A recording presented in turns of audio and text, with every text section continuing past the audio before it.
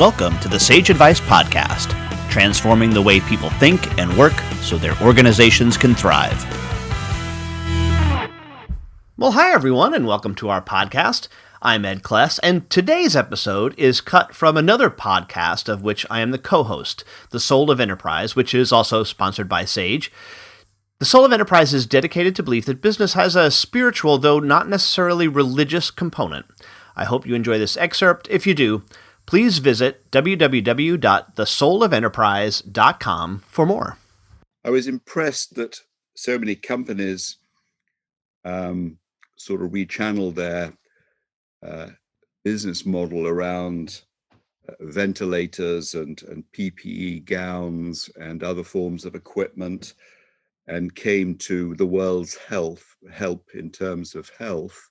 But that's not quite the question you asked. Your question is more like a Gary Hamel question, I guess. What ways of working were discovered, or what new business models came to the fore?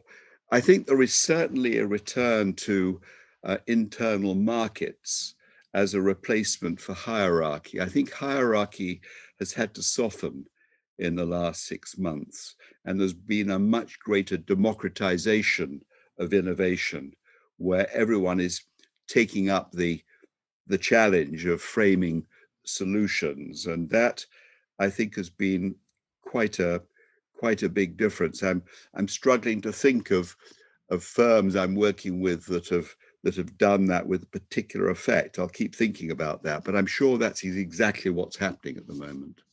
I think you and I are optimists, aren't we, Ron? You presumably also see something of good coming out of this. For all the pain and the suffering, there is something good that's going to come out of this. Well, we're Austrian economists, Joel. We have to be optimists by definition. But I think back to the Great Depression and just the flowering of innovation that took place in that horrific decade was kind of amazing when you go back and look at it. There's some evidence that innovation is slowing down, or was until the beginning of the pandemic. There's not much data, obviously, yet in terms of the pandemic itself, the last 6 months. But there is quite a bit of evidence that since 2000, with the great exception of software development, the innovations of the world have not been at a pace that they were in the 70s, 80s, and 90s. I also read the other day that the most productive single decade technologically in human history was the 1880s or the 1890s. This is interesting. We need sometimes to be reminded that in the 19th century in Britain, it was the Victorians were extraordinarily innovative and very global, by the way, exceptionally global. I'm sure you've read Matt Ridley's book, How Innovation Works. That was just a great tour of how innovation works and what a surprise it is always, and we can't plan it. It's an act of creativity. Have you had Matt on your show yet? No, I would love to get Matt on the show. He's brilliant. Get him on. And Tim Harford. Yes. Tim Harford, modern economist, rather like Matt Ridley, all about innovation, new models of innovation, and rather like Gary's Humanocracy, breaking through the old managerial structures and bureaucracies. Right. We've had Dan Ariely on the show too. And I remember, I think Tim's got some debates with Dan on YouTube that he challenges him on certain things. And I just found that really refreshing as well. Yes. Brilliant guy. Yes. You wrote something in the book too that I just think is profound. You said businesses decline as the production of new insights dries up. A theory of business, therefore, cannot be a substitute for insight.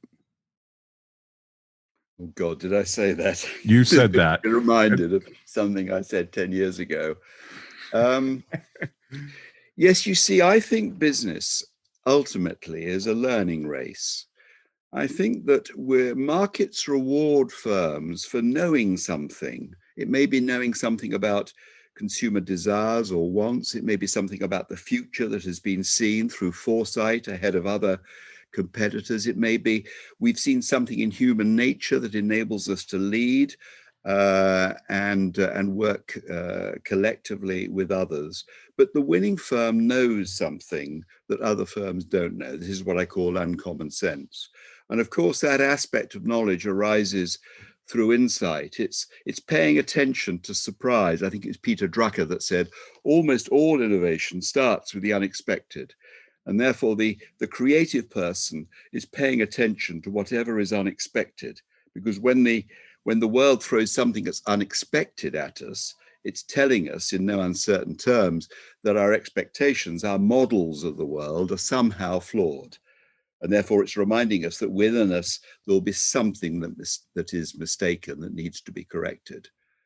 And I think that's where insight plays such an important part in business, and why the culture of the office, the culture of business, needs to be one that nourishes the having of insights and the conversations that either motivate those insights or share those insights.